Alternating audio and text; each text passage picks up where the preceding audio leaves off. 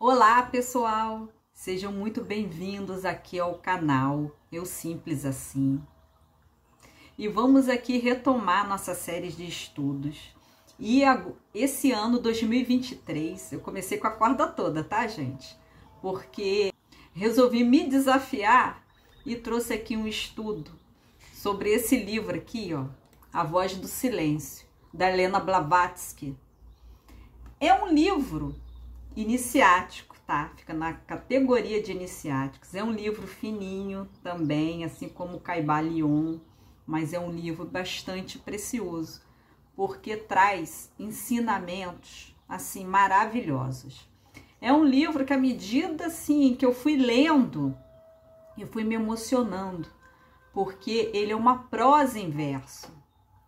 E ela conta aqui, nesse livro, a trajetória, como que nós devemos nos comportar para atingir a nossa essência, o nosso Atma, o nosso Deus interno, o nosso eu superior, porque é um caminho que não é um caminho fácil. Ela vai nos mostrando, através dessa pérola, né, desse livro, como que seria um caminho para que a gente consiga acessar essa nossa riqueza interior, né? Que todos nós temos. Esse livro, gente, A Voz do Silêncio, ele foi publicado pela primeira vez em 1889. E ele, na verdade, é uma tradução, uma transcrição de ensinamentos do budismo tibetano. A Helena Blavatsky, ela resgatou, na verdade, ela trouxe, né, escritos que eram bastante velados lá do Oriente, e ela trouxe esse conhecimento aqui para o Ocidente. E é um conhecimento que era muito velado lá naquele lado. Ele era estudado dentro das escolas iniciáticas, dentro dos monges, dos mosteiros. Então as pessoas, elas tinham que ter uma certa iniciação, ela tinha que estar preparada para receber esses documentos. Mas ela foi lá, resgatou isso, imagina, lá no Tibete, do século XIX, um lugar assim, bastante inóspito, e essa mulher foi lá, resgatou, aprendeu, conviveu ali com esses monges e trouxe esse conhecimento aqui para nós do Ocidente. Isso aqui, gente, é o segundo vídeo dessa série. A série sobre a voz do silêncio eu vou fazer em 4 episódios. O primeiro episódio foi ao ar na semana passada e eu falei um pouco sobre Helena Blavatsky, essa mulher desbravadora, né, com sede de conhecimento, e falei um pouquinho sobre o livro no qual ela fez essa transcrição, que é o livro dos Preceitos de Ouro. Então vale muito a pena você ir lá e conferir o primeiro vídeo dessa série. E o livro, ele é composto por 3 fragmentos. E esse vídeo eu vou falar do primeiro fragmento. Nos outros 2 vídeos eu vou falar sobre o segundo e o terceiro fragmento para que a gente feche o assunto. O primeiro fragmento, ele se chama A Voz do Silêncio, que é o mesmo nome do livro. O segundo fragmento se chama As Duas Sendas. E o terceiro fragmento é chamado de Os 7 Portais. E esse primeiro fragmento, ela vai justamente falar sobre isso. Como que nós podemos alcançar o nosso eu superior? Porque nós temos, né, uma chama divina dentro de nós. Nós temos essa chispa do Criador aqui dentro. E que, para a grande maioria, isso é totalmente desconhecido, desconsiderado. Mas isso existe lá dentro, lá na nossa essência. E como é que a gente pode percorrer esse caminho para alcançar essa cispa, essa chama divina, essa centelha? Que os orientais, né, os indianos, os tibetanos chamam de Atma. E uma coisa interessante, gente, que o livro, no primeiro fragmento, ele começa falando isso aqui, ó. Dedicado aos eleitos. Né? E por que isso, dedicado aos eleitos? Na minha humilde opinião, só ler um livro como esse quem na verdade está em busca de se conhecer, está em busca de resposta para tantas perguntas íntimas, aquelas perguntas inquietantes. Por que nós estamos aqui? Qual é o nosso grande objetivo de estarmos aqui? Por que esse mundo tão maluco, né, que nós convivemos, qual o sentido, né, da gente estar aqui? Nós nascemos, vivemos uma vida, depois nos despedimos, vamos embora daqui. Mas qual é o grande objetivo de estarmos aqui? Essas questões, essas inquietudes, nos faz, né, buscarmos respostas. E nós vamos atrás, né, de assuntos mais valiosos, coisas que realmente vão aquecer a nossa alma. Então, na minha opinião, foi por isso que Helena Blavatsky escreveu isso aqui logo no início do primeiro fragmento. Porque quem está nessa busca, que vai um dia chegar a esse livro. O mundo de Maya, que é o grande mundo das ilusões, como chamam os indianos, é um mundo que tenta nos manter totalmente distraídos, desconectados, alheios à grande verdade universal.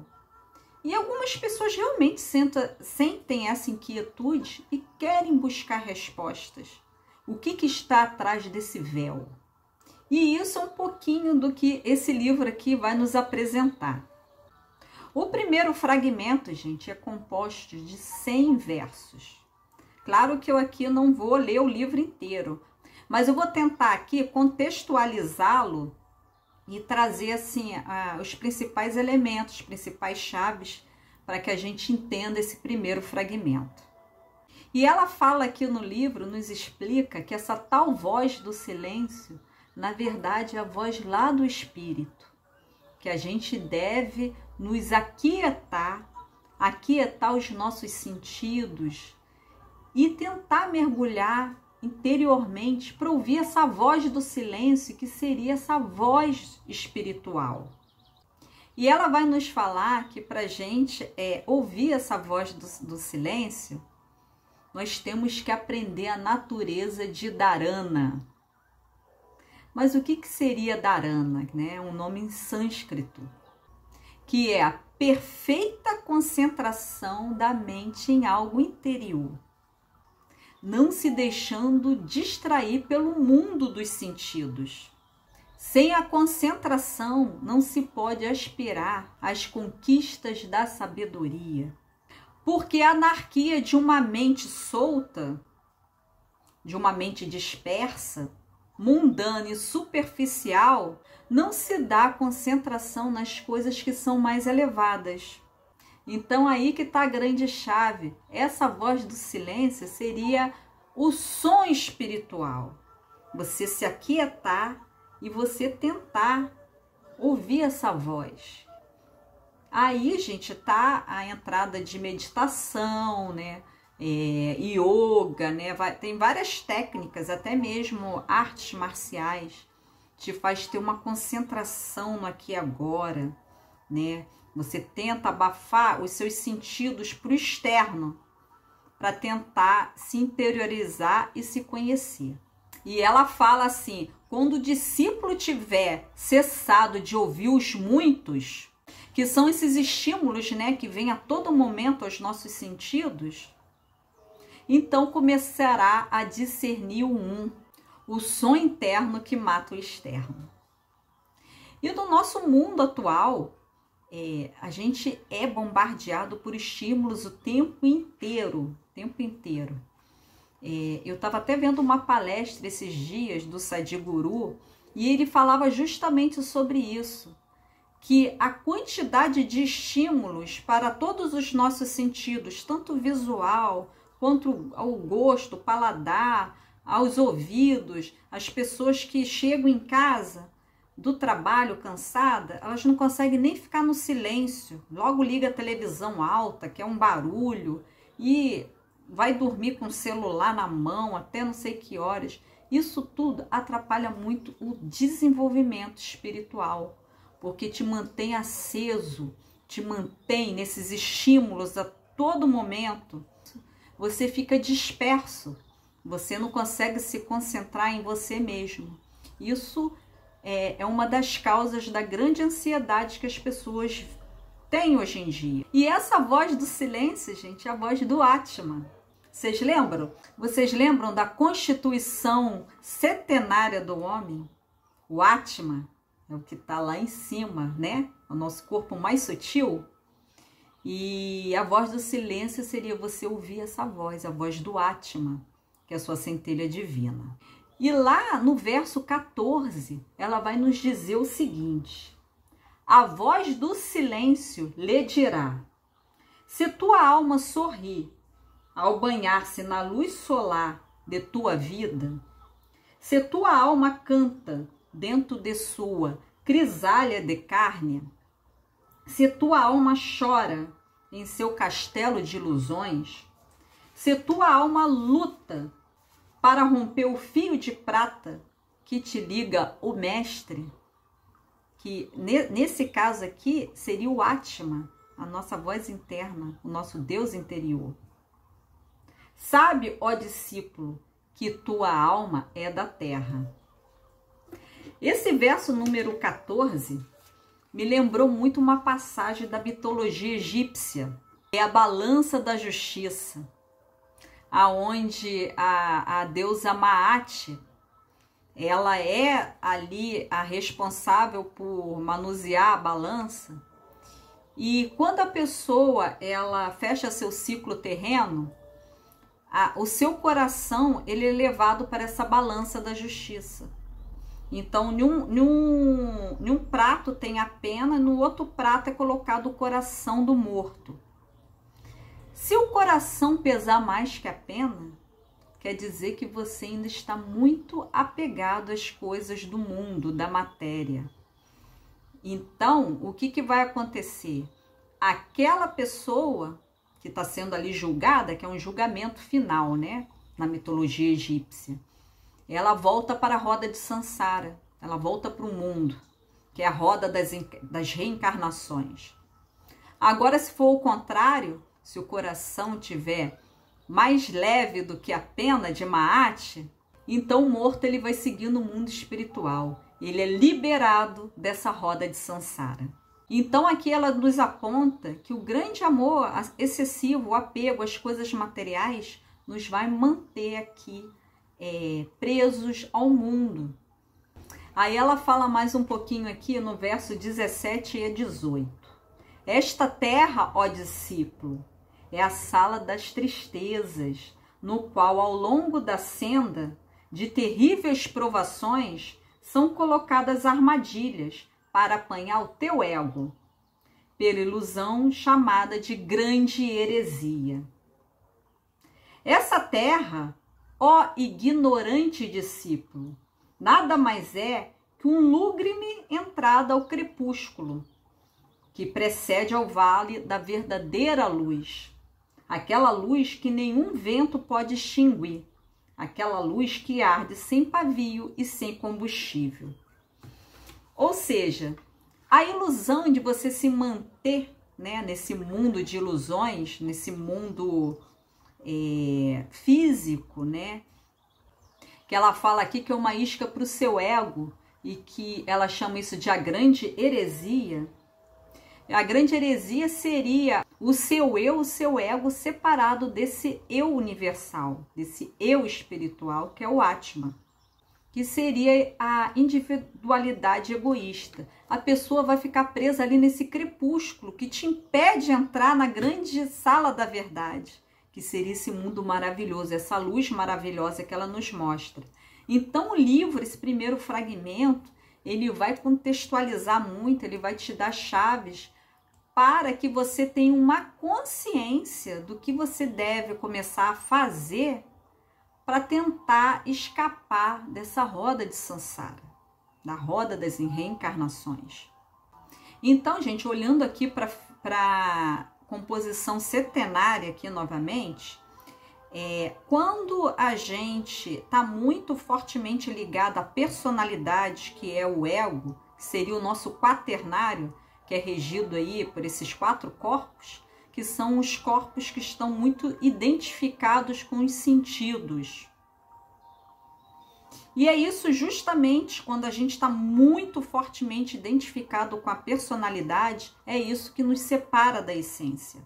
Essa ilusão de que a nossa personalidade, que é o eu inferior, que nós somos de fato, é uma das coisas que fortemente gera essa prisão na roda de Sansara.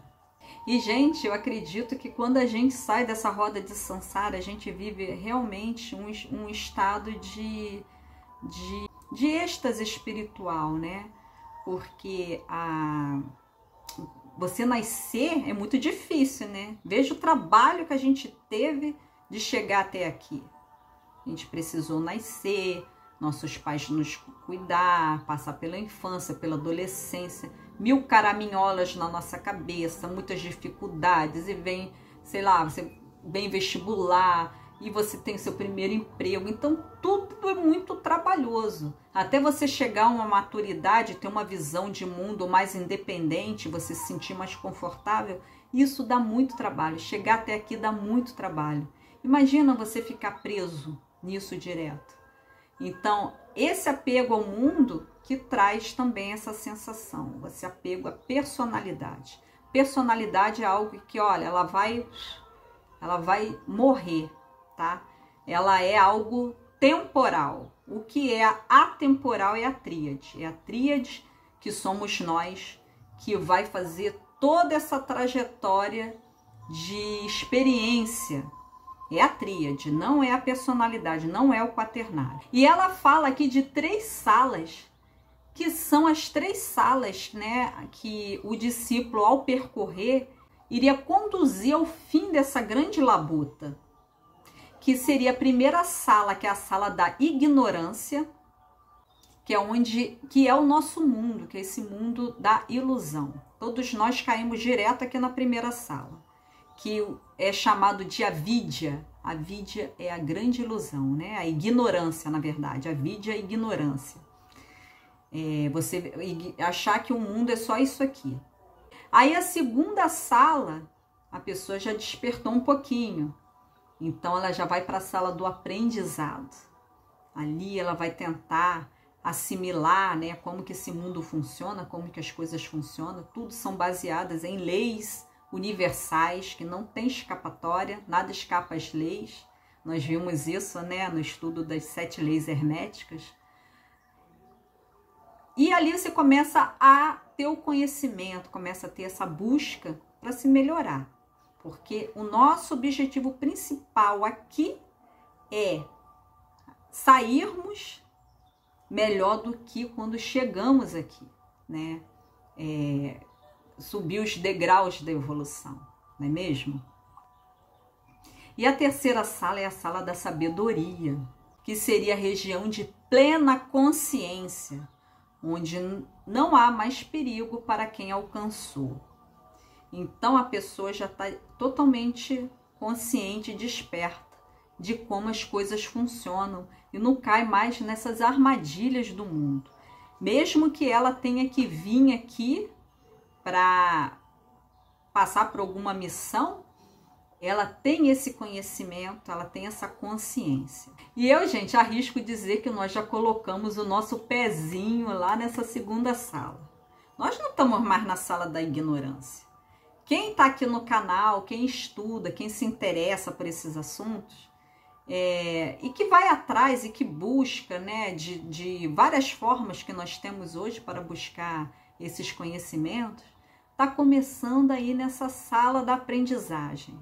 Está querendo passar por essa aprovação dessa sala para chegar ao grande objetivo, que seria a sala da sabedoria. E o mundo, ela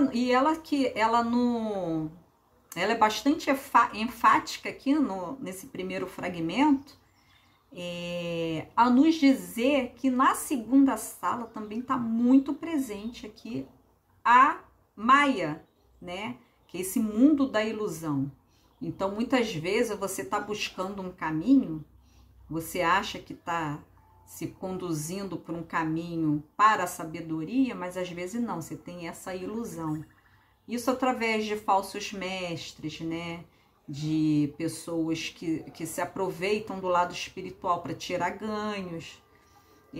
Mesmo para quem faça viagens astral, a viagem astral ela é importante para a gente saber que existe, né, esse outro lado, a gente experimentar, né, vivenciar, mas isso aí não quer dizer que você está evoluindo, isso aí faz parte, Então a gente tem que ter muito discernimento e atenção na segunda sala, que é a sala da aprendizagem. E lá no verso 52, ela vai chamar bastante atenção sobre isso, né? E ela fala o seguinte: as águas puras da vida eterna, límpidas e cristalinas, não podem misturar-se com as torrentes lamacentas das tempestades de monções.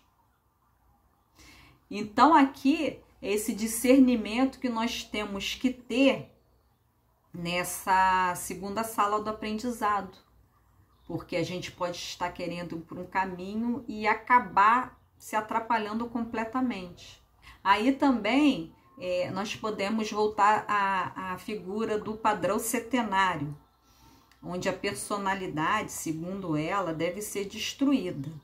Mas isso seria como uma metáfora, né? Porque a individualidade, ela faz parte, né, dessa nossa evolução terrena. Mas tudo é a maneira como que você se comporta com as coisas. Seria como uma renúncia, né? Mas não seria assim uma repressão das vontades. A renúncia ela vai vir naturalmente.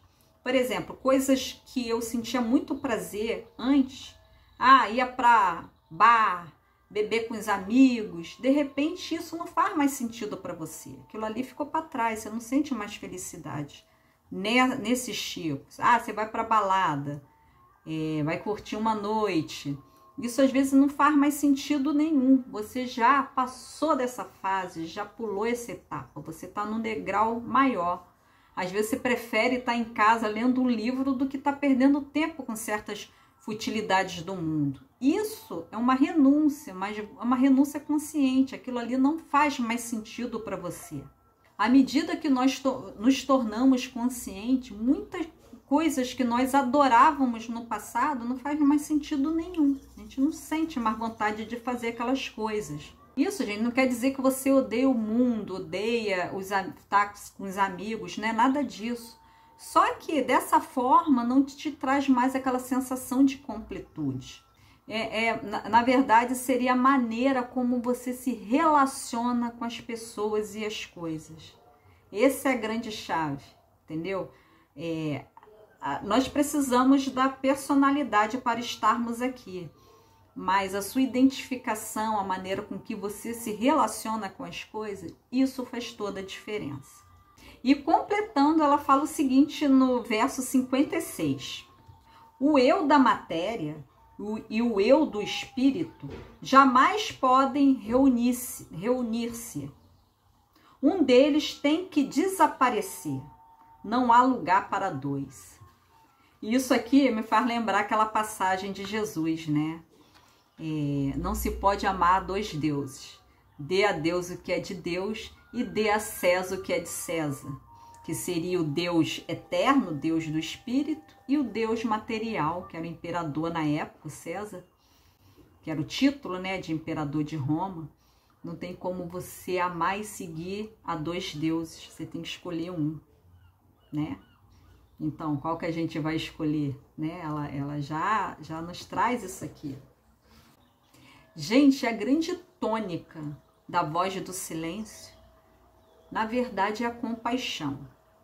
Aqui não está assim te mostrando uma trilha para você alcançar o seu Atma, ir para a iluminação. Não, você tem que exercer a compaixão. Ela vai fazer parte. À medida que você vai seguindo esse caminho da senda, abrindo a sua consciência, você vai querer que seus irmãos mais novos, né, menos conscientes, tentem enxergar isso e de alguma forma você vai buscar ter compaixão e ajudá-los, né? Você vê que os grandes mestres que voltaram, você vê aí Jesus Cristo, eles vieram para isso, para ensinar compaixão e para trazer mensagens, né, muitas metáforas para o povo daquela época, justamente ensinando a isso.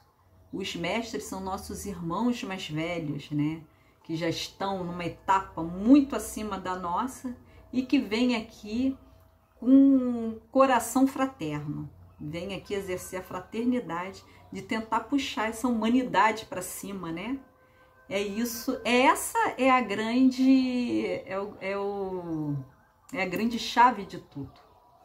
E essa compaixão a gente vai despertar à medida que nós formos nos sutilizando, né? Galgando esses degraus da evolução. Isso vai ficando claro e natural para a gente, porque aí a gente não vai ter mais essa sensação da separatividade. E vamos começar a sentir que todos somos uma coisa só. E esse mundo nada mais é do que experiências, experimentações de cada um deve passar e aprender, né? É uma escola, nada mais que uma escola. Essa é a grande essência do budismo Mahayana, no qual se baseia essa obra, Voz do Silêncio. E tem um trechinho aqui que eu vou ler para vocês também, que vai do verso 59 ao 62. Que tua alma dê ouvidos a todo grito de dor. Tal como um lótus, abre o seu coração para sorver o sol matutino. Não deixes o fero sol secar uma única lágrima de dor, antes de a haveres tu mesmo enxugado no alho de quem sofre.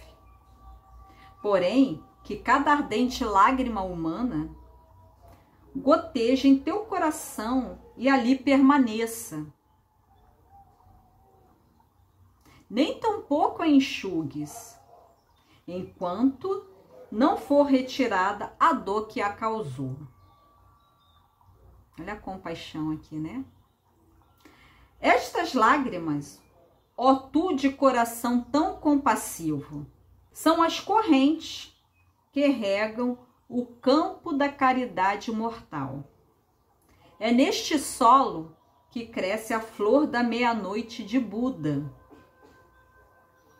mais difícil de se achar, mais rara de se ver, que a flor da ave do vogai. É a semente que livra do renascer. Então, a compaixão que vai te livrar também da roda de Sansara. Não adianta nada você ter os pensamentos mesquinhos. Lá no estudo do Kybalion, na verdade um estudo que eu fiz à parte chamado Os Três Planos da Existência, segundo a filosofia hermética, mostra que tem seres que conseguem ultrapassar a barreira do reino humano e chega a ser um mestre ou adepto ou um semideus ou até mesmo um deus, chega numa escala de anjos, arcanjos, mas ainda tem um coração egoísta. Isso vai trazer o decaimento desses seres, tá? A lei vai agir ali, a própria lei universal, e eles têm a queda. Que é falado, né, na Bíblia, em outras tradições, a queda dos anjos, né, os anjos caídos. Então, a mentalidade egoísta só atrapalha. A gente sempre tem que ter a compaixão e pensar, né, no todo. Ajudar a elaborar e ajudar todos, a se elevar. E veja o quanto esse caminho é uma batalha, né? Ela é uma batalha contra a nossa personalidade. Na verdade, uma adequação da nossa personalidade, um entendimento desse véu da ilusão. Com certeza, né, o discípulo, ele vai passar por muita catarse até chegar à sala da sabedoria. E o verso 69 também, bem importante, que ela fala o seguinte: há apenas um caminho para a senda, e só bem no final se pode ouvir a voz do silêncio. A escada pela qual ascende o candidato é formada de degraus de sofrimento e dor, que só podem ser aplacados pela voz da virtude. Ai de ti, discípulo, se restar um só vício que não tenhas deixado para trás. Pois então a escada cederá e te deitará para baixo. Teu pé está apoiado no profundo lodo dos teus pecados e falhas. E antes que possas tentar atravessar esse largo abismo de matéria, tens que lavar seus pés nas águas da renúncia. Então aqui é o que eu te falei, né? Que às vezes a pessoa se acha que está muito preparada, até consegue evoluir, com o caso dos anjos caídos, mas ela volta. A própria lei traz ela a retornar. Ela fala aqui, ai de ti, discípulo, né? Para não cair nessa. Que todos os vícios, né, tem que ser substituído pelas grandes virtudes. As virtudes que vão nos impulsionar para cima, né? Então, gente, é um trabalho constante de lapidação de nós mesmos, né? E ai de nós se começarmos com os pés sujos. Então, a gente não pode deixar que o nosso quaternário guie a tríade. Tem que ser o contrário, tem que fazer essa troca. A gente tem que tentar nos controlar ao máximo, né? E isso a gente consegue como? Nos conhecendo, estudando, experimentando, praticando. E no 76 ela também traz um ponto bem importante que eu quero pontuar aqui. Não creias que a luxúria pode ser aniquilada ou satisfeita, ou saciada, pois isto é uma abominação inspirada por Mara. É nutrindo o vício que ele cresce e se robustece, tal como a lagarta engorda no coração da flor. Porque, gente, aqueles cuidados que eu falo, né, que a gente deve ter lá na sala do aprendizado. Porque há os pseudos mestres, né, que vão apontar para que você... você quer se livrar de tal abuso? Entre bem nele, vai fundo, que você vai se saciar e vai sair fora. Ela aqui diz que não é isso. Então, para a gente ter cuidado, né? Porque quanto mais a gente cai num vício, mais a gente vai ficar dependente daquilo, né? Vai ficar preso àquilo ali. E aquilo ali vai nos atrapalhar fortemente. Essas coisas, né, tem a vibração pesada, baixa. O principal sentido de nós estarmos aqui é cada vez mais tentar uma aceleração mais sutil, né? Mais elevada. Então, não caiam nessas armadilhas. Então, gente, passado todos esses estágios, e todos, né, são muito desafiadores, pode-se dizer que você consegue chegar em Atman. Você está imerso no eu. Aí ela fala o seguinte: você finalmente está imerso naquele eu do qual primitivamente irradiaste. Já que bem um estudo da doutrina secreta aqui, né? Ou seja, nós não viemos da fonte? Então, se nós viemos dele, se a gente consegue estar imerso nesse eu, né, nessa fonte, no qual nós vamos voltar, a gente consegue sentir essa energia primordial no qual nós fomos, né, irradiados, né? É isso que ela fala aqui. Nós viemos do todo, fazemos todo esse percurso e depois voltamos para o todo. E, gente, eu vou fechar esse primeiro fragmento com o verso 99. O verso 99, ele vai nos falar o seguinte: contempla, tu te tornaste a luz, tu te tornaste o som. Tu és o teu mestre e o teu Deus. Tu próprio és o objeto da tua busca.